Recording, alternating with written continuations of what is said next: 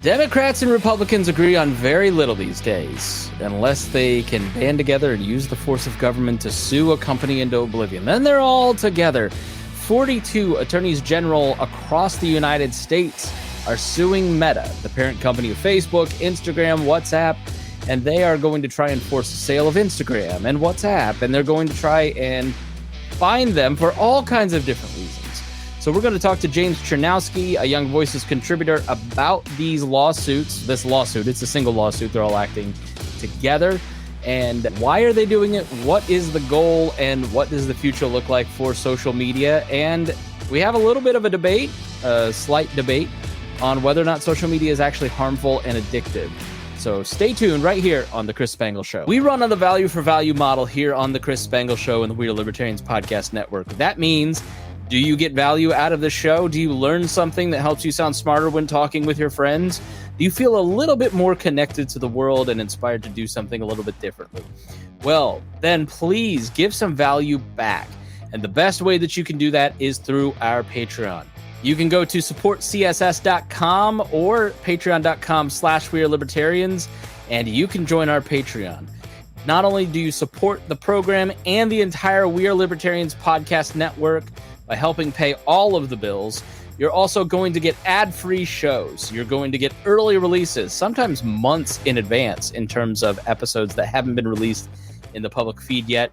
You'll also be able to get the full archives, the full RSS feed of all the past episodes. And there's even a tier that you can come on the show, or you can have your name mentioned every episode, like I am about to do right now. Thank you so much to our $100 a month members, especially Vincent Pikol, Matthew Durbin, Jason Doolittle, Christy Avery, and our good friend Reinhold.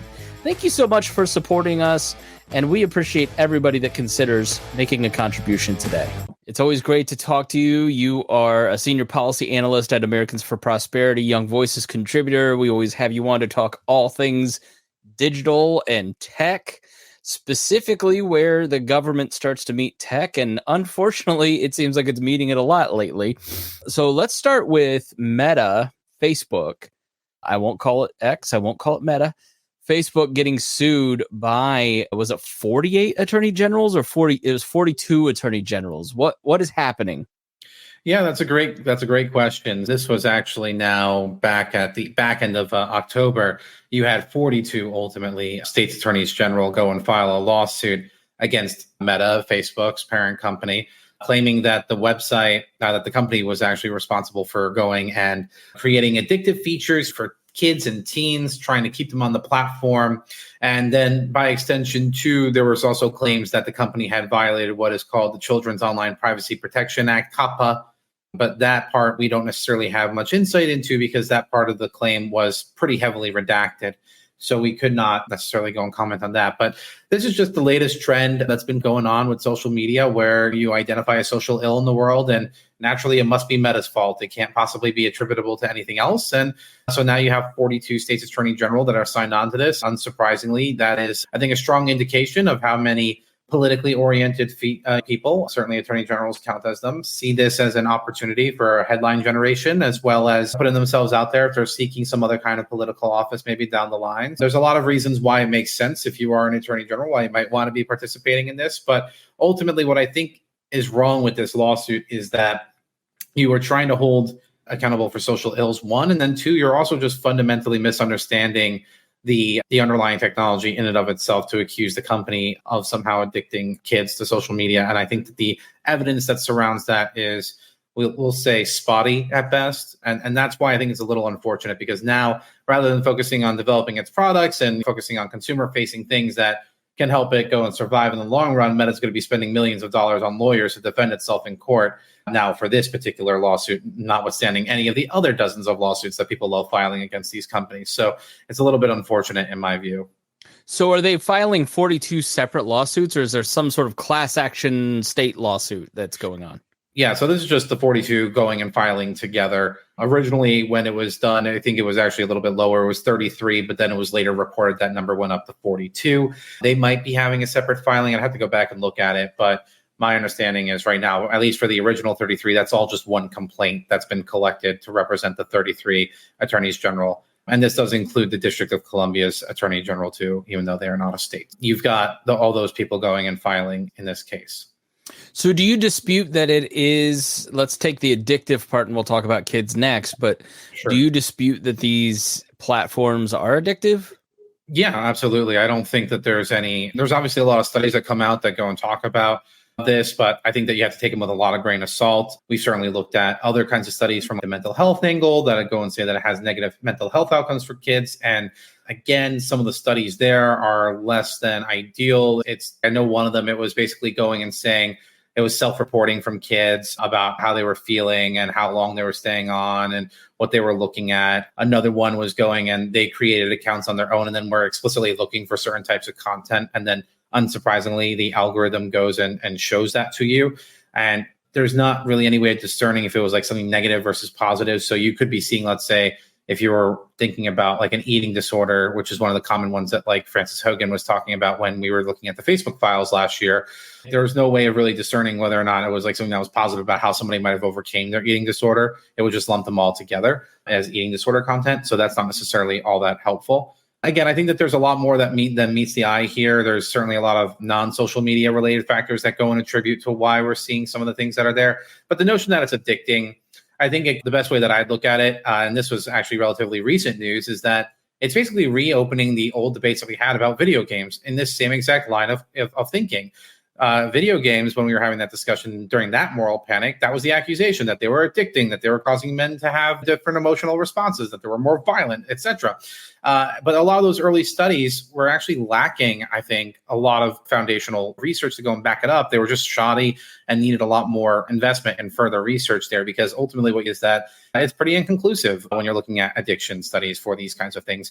What you will find is that people that tend to have addictive personality traits will tend to be addicted to things no matter what they are. And that would include social media. But that's impossible for a company to know for when it's some random user out of the 6+ billion people that live on this planet as to what you might be predisposed to. I think that, again, the addiction stuff is less than convincing to me, because at the end of the day, what it is doing with the algorithms is it's connecting people with content that they like.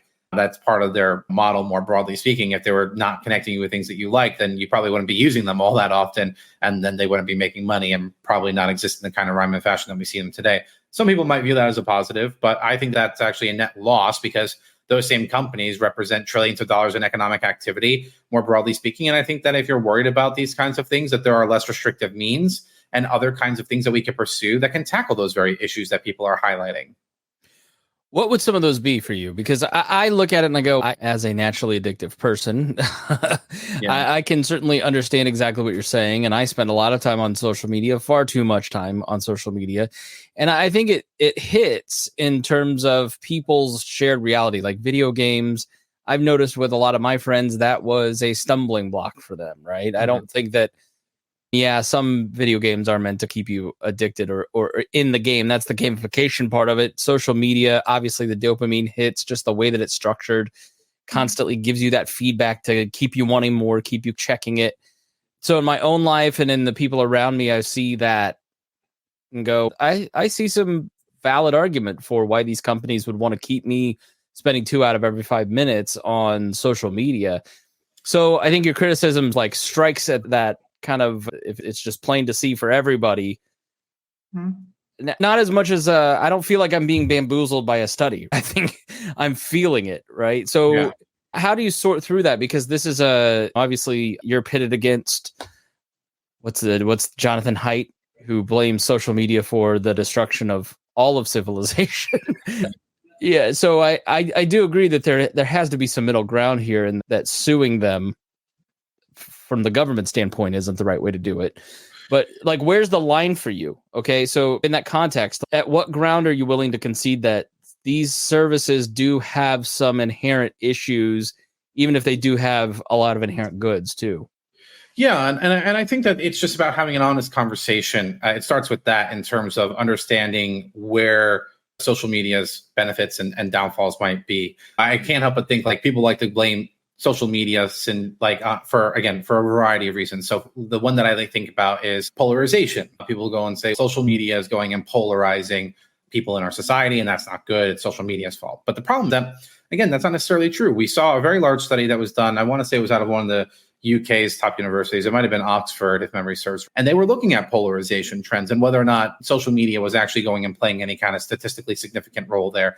And they're not. That's what the study found. So I think that the data doesn't necessarily support it. I think that there's a different kind of mental psychological biasy that kicks in because, to your point, you're feeling it and you can see it in a more intimate setting. So it doesn't necessarily correlate out the same way that we might think. But I think that when we're talking about what the solution looks like, there's three prongs, I think. One, it's about just for you as an individual learning to get offline. Lord knows, as you mentioned, you're very online because of the work you're doing. I'm certainly very online with the work that I'm doing.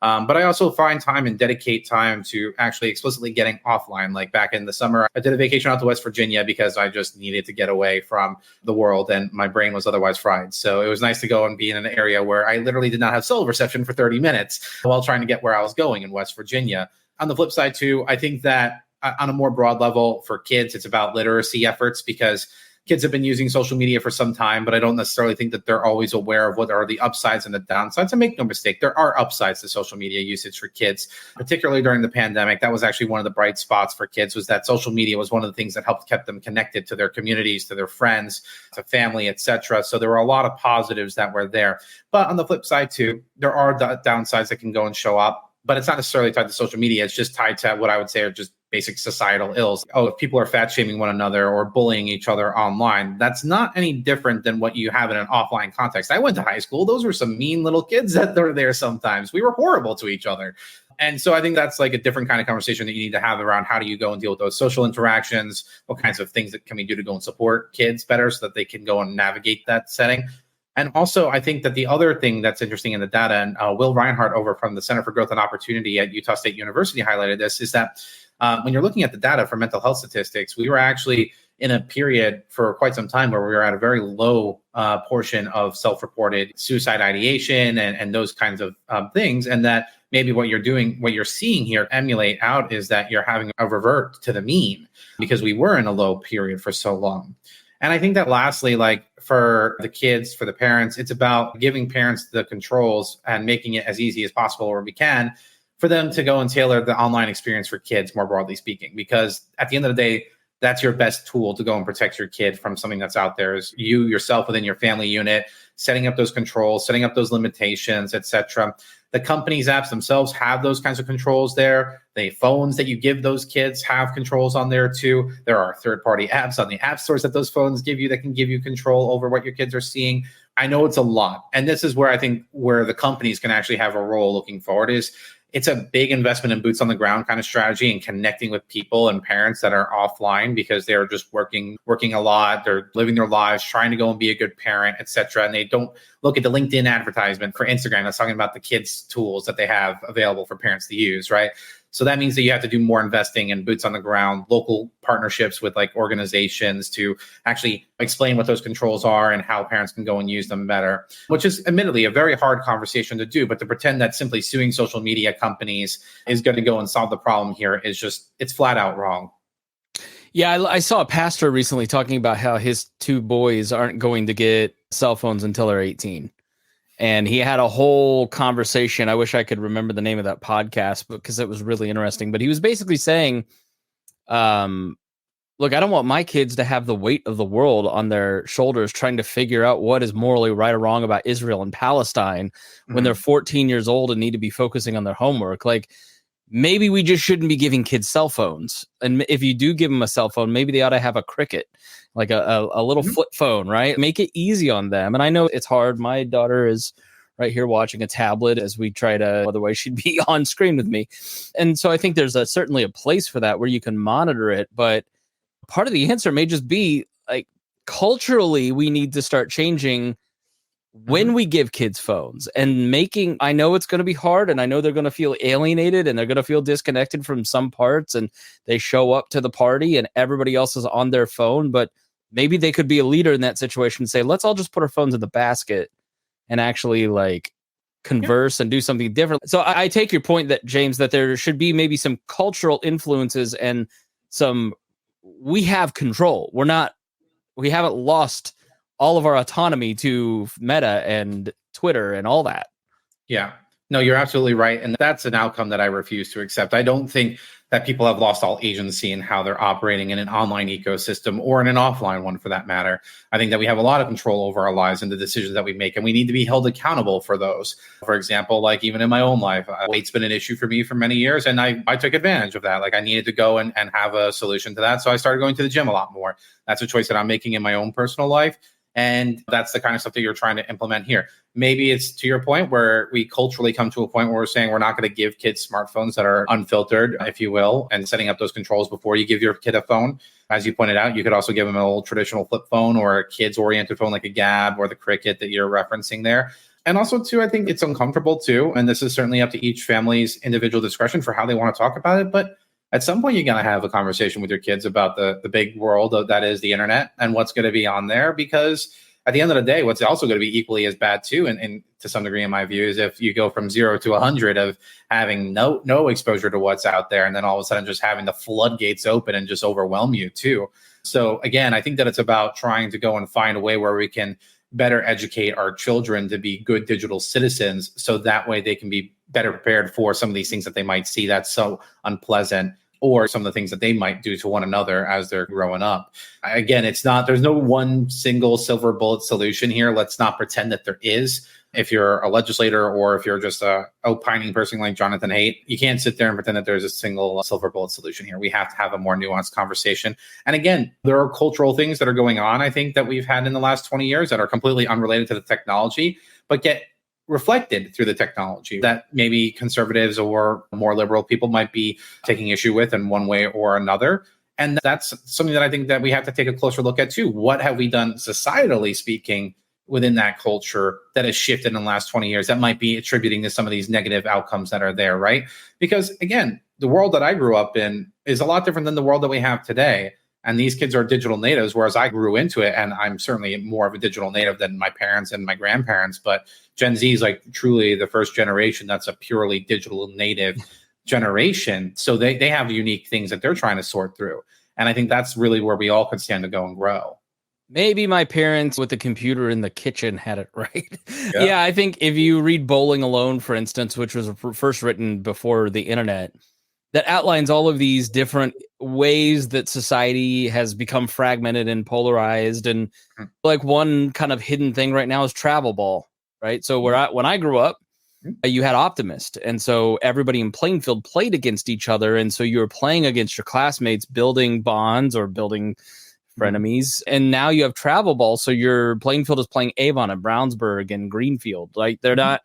And it's taking up all of this time and money and fragmenting nuclear families because one parent has to be over here, another has to be over here.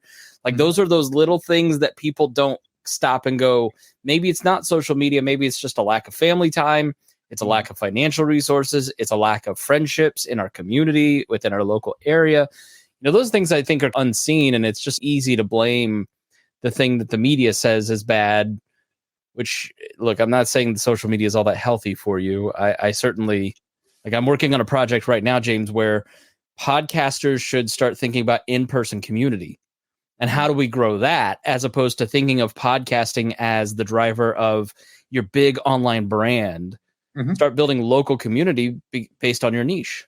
Oh, 100%. Flip the script. Yeah, 100%. I think that's great. I'm certainly glad to hear that. I think that in general, you want to be encouraging a more interactive experience between people to foster connections between one another. So that way you can encourage a culture that reinforces people having those conversations and being open with one another and exploring and challenging one another. Whereas I think that we've seen on average, and it was actually to your point, we were talking a little bit before the show about the conflict between Israel and Hamas. You see some polling there that's quite interesting in terms of how people view that, depending on where you line within the age demographics, right? So I think that, to your point, you want to go and have a community fostered approach, because then you can actually facilitate and have that conversation in a less polarized manner than you otherwise would. And I think it's great that you brought up the activities, because one thing that I saw that was completely unrelated to social media more directly, but I think actually is one of those sub factors that people are not paying enough attention to, was there was a study that came out that was analyzing the amount of extracurricular individual like activities that kids had available to them in the last 10, 15 years. And what they found was that from having an average of 90 plus minutes of that kind of stuff available, it went down and shrunk quite considerably. And there's something to be said about what happens when all of a sudden you don't have travel baseball anymore, or you're not doing it as much, or that population that's willing to do it is smaller, or doing the intramural sports or things of that nature, right? If we're taking those away for one reason or another, or removing kids' ability to go and be kids, and I forget what the exact movement for that is, for free range parenting, there it is. Yeah. Letting kids be kids in some respects, right? I think that in some ways that's also contributing to the thing, right? And that's just, again, one piece of the largest slice of the pie there. And you got to go and figure out what's that ratio of it, and then what can we do to go and tackle those issues. And the more that we focus on that, the more likely we are to start actually solving the underlying issue that's here. And I think that what you need to be focused on too is, again, you're blaming social media, whether it's for polarization, whatever, but you got to look at the underlying content. If it's polarization, I can't help but notice that traditional media is posting a lot of content that is polarizing in and of itself, that people are sharing on social media, but yet they're not getting any kind of flack for the stuff that they're putting out there that is inflammatory, incendiary, and polarizing in and of itself. Traditional cable news has done that for many years. Radio was doing it for many years. There's a very perverse incentive to do that. But again, it's going to be a very hard and long conversation that we need to have between now and looking forward. It really seems to me like if Hillary Clinton had won, this wouldn't be an issue. Like, it really seemed to start when Hillary Clinton lost, and all of a sudden there became the scary notion in Washington, D.C. that Facebook and all of our data and all blah, blah, blah, blah. I don't know. I buy some of it. I do think there is some impact in terms of what you're being catechized with and constantly seeing, and I'm seeing nothing but pro-Israel content right now. So it's making me go, all right, maybe all these people who are saying this aren't right, because I'm seeing the opposite over here, but it's trained my feed to not show me the balance, right? Like, it does tip you, but it doesn't mean that's doing that for everybody. It's hyper individualized. It's like the youth pastor who stood up and said that TikTok is bad for you because it's nothing but girls shaking their booties. And then they stood up and said, by the way, it just shows you what you click on. Right. But yeah, I think this is, I almost feel like this is big tobacco for this generation of politicians. Yeah, no, certainly there have been quite a few people that have made that reference. I'm not necessarily a fan of it insofar as that tobacco causes cancer, which will ultimately kill you. But social media, you're not necessarily getting killed because of that per se. I think that to your points there with the Israel Hamas content, actually TikTok just put out like a newsroom post about this the other day, because they had those kinds of accusations flying around in the opposite direction, where we're saying TikTok is going and pumping pro-Palestine content as opposed to pro-Israel content. But it's a lot more complex than that. There are people that know how to go and game social media, if you will, in terms of getting more exposure for yourself through hashtags or other kinds of things. But that's not necessarily because of the social media company in and of itself. It's because somebody is actually just good at knowing how to use that technology for their aims. So I think that there's that distinction that matters. But also, again, at least to that conflict, I go back to the point that I'm saying before, where that's a root cause that's tied to something that's completely outside the realm of social media. If you don't like what you're seeing in that respect, look at your colleges and universities that are going and producing this stuff from kids because of the kinds of things that they're teaching there. Again, there's something else that's deeper. If you're trying to keep everything in this conversation at the surface level, which is what I think it is when you're blaming social media, you're actually not getting down the stack, if you will, to the actual underlying content and what's driving that, where we should be having more serious conversations. And we should be having a more nuanced understanding of what exactly is driving it there. Because again, I think social media at the surface level just serves as a reflective mirror of where people are at and what they're thinking. And if we're trying to put the blame on them for that, I think that's inappropriate and misplaced. We need to be looking at the actual underlying stuff that's not tied to the platform, but rather tied to the actions of individuals and what they're doing and what's driving them to do that. When we understand that better, we can go and try to have conversations about fixing those. That's where the focus needs to be. So where does this lawsuit go? Obviously, it's just going to turn on. One of the things states do is they like to sue to just starve these companies out of money, create a big black hole in their budget line. Is that the goal here? Where does this ultimately go? How long does this last? Is there a settlement? Put on your Nostradamus hat. Yeah, that'll be interesting. Obviously, there's not anything that we can say with too much certainty, assuming that this goes to trial with the court as we're going through the process here. No matter what happens, the losing side will go and appeal. And I'm sure we'll see this, as many other cases have in this space make its way up to SCOTUS, the Supreme Court, right? And you have that going on right now with both the net choice cases that are tackling the Florida and Texas social media laws, as well as now what is Murphy v. Missouri, which was Missouri v. Biden. All those are going up to the Supreme Court next term in the spring. And that's all focusing around speech online, which I think is extremely critical. But on this front, if they were to go and lose ultimately, and we were to fast forward, I think that actually results in a detrimental impact on innovation more broadly speaking. It means that you can't dare to innovate and create a new product because somebody's going to try to ambulance chase you and sue you for it. There was actually just one that broke out today where you had a class action on addiction claims against Meta and some of these others, or some of the things were allowed to proceed because it was underneath this legal theory of product design liability. And if that's the case, and you're a company that even if they settle, what that creates the incentive to do is why bother rolling out new features and products if we run the risk of getting sued for every single little thing that we do, claiming that it's not designed right or something, when that's not necessarily even the case. So again, I think that there are some real implications here should the social media companies lose in this kind of an effort. I think that it also represents a potential threat to our online anonymous speech, more broadly speaking, because what you're seeing some of the companies start turning to is supporting age verification or age assurance style legislation as a way of trying to meet lawmakers where they're at. And that's bad because at least in the United States, we have a First Amendment. So we don't necessarily have to worry about it as much. But I'm old enough to remember when then Attorney General Kamala Harris tried going and forcing us to disclose at Americans for Prosperity, our donors there. And we sued her and took her to the Supreme Court ultimately and won because of the right for anonymous association rights. You don't have to go and have that kind of put down on you, right? And the same thing should apply here in the United States.